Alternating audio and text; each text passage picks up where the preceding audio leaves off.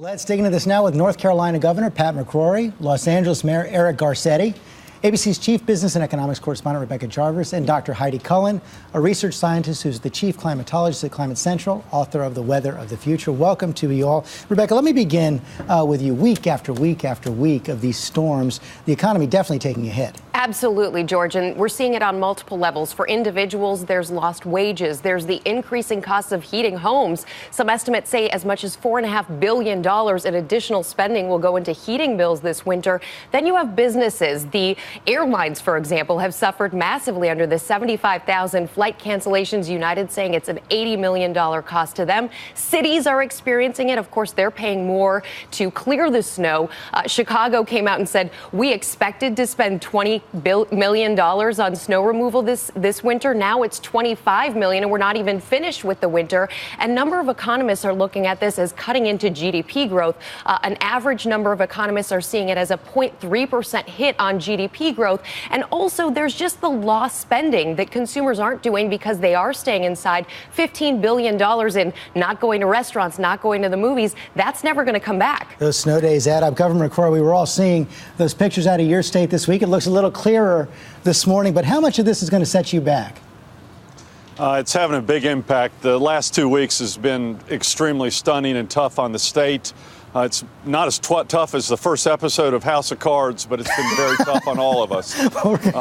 Our budget is already at its maximum regarding snow removal, and that doesn't include our cities and small towns. We literally had 6 major metropolitan areas hit with a major snowstorm twice now in 2 weeks. And it's a hit on our budget, and it's going to be a hit on the economy because people haven't been spending money for the last 4 or 5 days. I'm sure Kevin Spacey appreciated that shout out. We'll talk to him about that in a little bit. Mayor Garcetti, let me take it to you. We just heard that correspondent in California saying this is affecting everything. This drought is affecting everything in the state of California, even changing the way of life.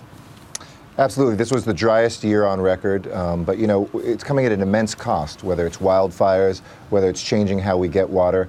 But governors and mayors, you know, we don't have the luxury of debating the issue. I think it's clear human beings have had an impact on creating the problem, but we have to solve it now.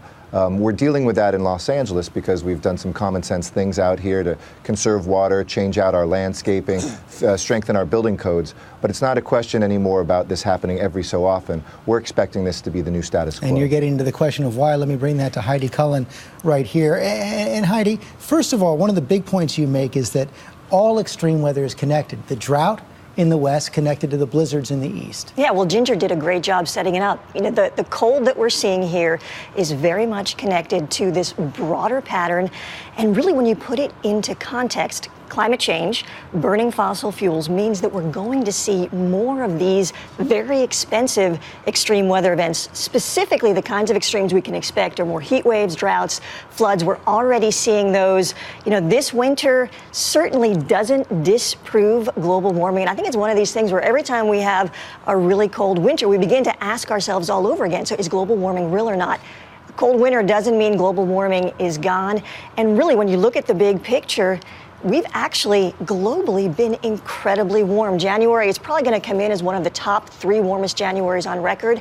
And, you know, the 10 warmest years have all happened since 1998. But your big point is that some on these intense weather systems, they are made more intense by climate change. That's right. I mean, basically, when you warm up the planet, you've got more moisture in the atmosphere, which means that when it rains heavier, and you can also evaporate more. So that means that the tendency for drought is going to get worse. So the kinds of droughts that we've been seeing in Texas, out in California right now, we know that climate change makes them worse. It's actually very similar to cigarette smoking and lung cancer. It increases the likelihood of that risk. And we've already looked at the Texas drought in 2011. We know that climate change made that drought 20 times more likely. Governor McCrory, do you accept that argument? In the past, you've said that you believe that this whole issue of climate change is in God's hands.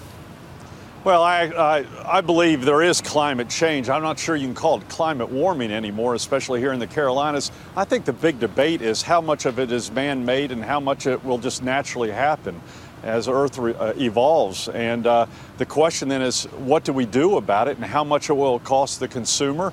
I concentrate on cleaning the environment. I think that's where our argument should be, cleaning our air, cleaning our water, and cleaning the ground. And we're in a brownfields area, which right now in Charlotte, where we cleaned up the ground right here and cleaned up old brownfields, and now we have great new development. But the whole issue of cleaning the environment, I think, is the issue we ought to talk about more than getting into a debate from the left and the right about climate change or global warming. It's all about cleaning our environment and have a good quality of life for not only now, but for future generations. What do you make of that argument, Mayor Garcetti? Well, I think I agree. I mean, I think personally the evidence is clear that we've had a role in it.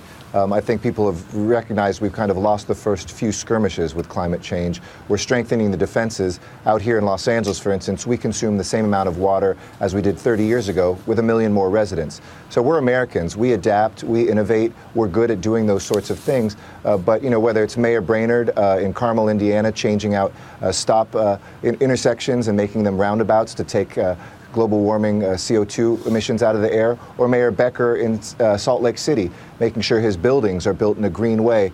Mayors, tribal leaders, governors are really taking action now because we can't afford to deal with the consequences. And Heidi, Cullen, Mayor Garcetti made the point earlier, we have to get ahead of this because these patterns are not going to be reversed. We absolutely have to get ahead of it. And really, you know, when it comes to dealing with our environment, I think one of the things that we're saying is that burning fossil fuels has put additional heat-trapping greenhouse gases in the atmosphere. So cleaning up our atmosphere is part of cleaning up our environment. It's all interconnected. And how about, Rebecca, what are businesses doing to get ahead of this? It's innovate or die here, George, and a lot of businesses are, especially when you look at the food service businesses and the clothing businesses that rely so heavily on that supply, which is very much up in the air when you have these extreme weather patterns. Levi Strauss, for example, worked with farmers to come up with new, less water-intensive ways to get that cotton that they use to make their denim. Kering, which is the luxury conglomerate that owns Bottega Veneta, Gucci, they're working on sustainable ways to bring their product to market, and they're working with their suppliers to get the actual underlying supplies that go into that clothing to make it more sustainable so that in any environment, whether the weather is going crazy or it's a normal weather pattern, they can deal with it and make their product and not be up in the air just because of the weather. And a lot of food companies are doing the same thing. And Heidi, Cullen, what's the single most important thing business and government and all of us can do together? I think, first of all, it's talk about it. And then I think it's really look at all of the opportunities that are presented to us to use energy smarter, to grow our food smarter, to treat our water resources with great care and conserve. So I think across the board, we've got to come together, stop treating it as a partisan issue because it really isn't, and just get started working on it. Let's hope we can do that. Thank you all very much.